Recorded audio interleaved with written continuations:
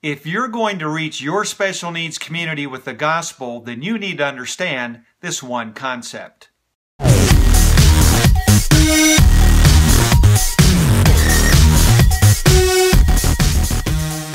I'm convinced that we're going to have to think differently about how to reach the special needs community with the gospel. Now, there's a lot of statistics out there, and they kind of vary, but in a lot of places, the word on the street is about 80% of special needs families are not churched. And though there are several factors that may account for this, I would like to focus on one specific factor called cultural distance. The concept of cultural distance is a paradigm that we need to understand in order to know why special needs ministry outreach is an essential activity to reaching the disability community with the gospel. Cultural distance is a relatively simple concept to understand. It was developed by Alan Hirsch, a South African-born missiologist and an acknowledged leader in the missional church movement. And he said that cultural distance is just a simple conceptual tool to understand how far a person or people group is from meaningful engagement with the gospel. The concept goes something like this. Cultural distance, just take a continuum that's a line. On one end, the gospel. On the other end, the people that you're trying to reach. And every point in between that with little hash marks indicate what the significant barriers are, the cultural barriers to meaningful understanding and engagement with the gospel. Let me show you what I'm talking about with a picture. What are some of the significant cultural barriers to the gospel? Well, try thinking of cultural barriers in terms of missionaries who go to foreign countries to plant a church. What are some of the significant cultural barriers that missionaries have to cross in order to effectively share the gospel with people of other cultures? Well, as you can see in the picture, here's a couple of the primary ones. Stereotypes, past history, language, cultural practices, and values and beliefs. Make no mistakes about this. Missionaries are intentional about overcoming the obstacles to reaching their people group.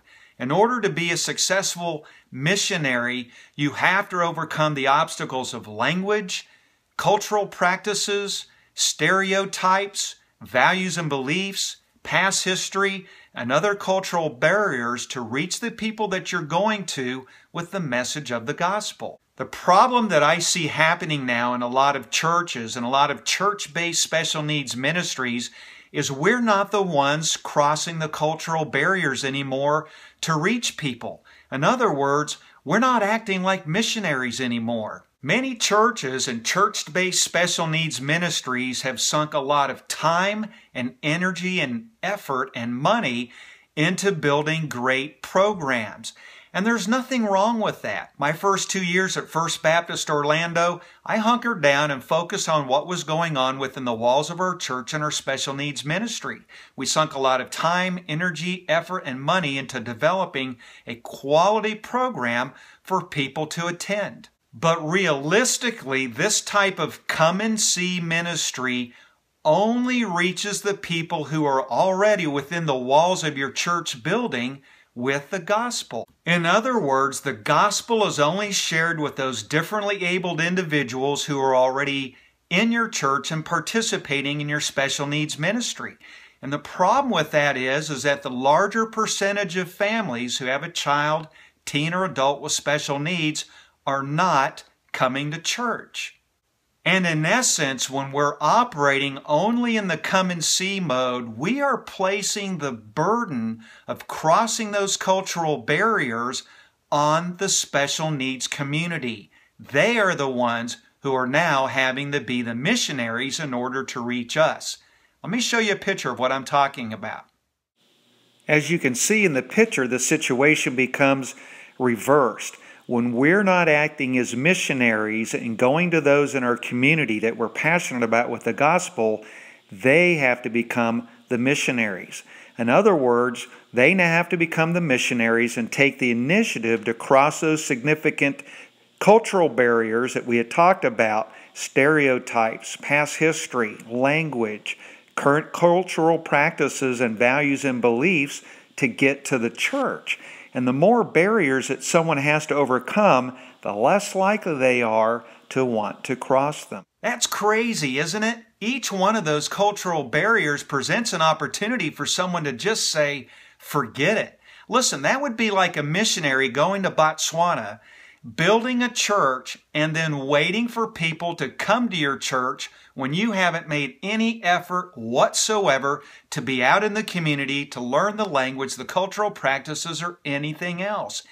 That type of if you build it, they will come philosophy isn't going to work. So whether you want to call it outreach, externally focused, or missional, I think it's important that church-based special needs ministries and churches who don't have a special needs ministries start acting like missionaries again. We need to be the ones to shoulder the responsibility of being missionaries again and take the initiative to cross those cultural barriers to reach the people that we're passionate about with the message of the gospel. So here's my call to action for you. What is one thing that you could do this week to begin to do ministry like a missionary? Hey, and while you're at it, if you have any comments or concerns or questions, leave them in the section below and make sure that you subscribe to our YouTube channel.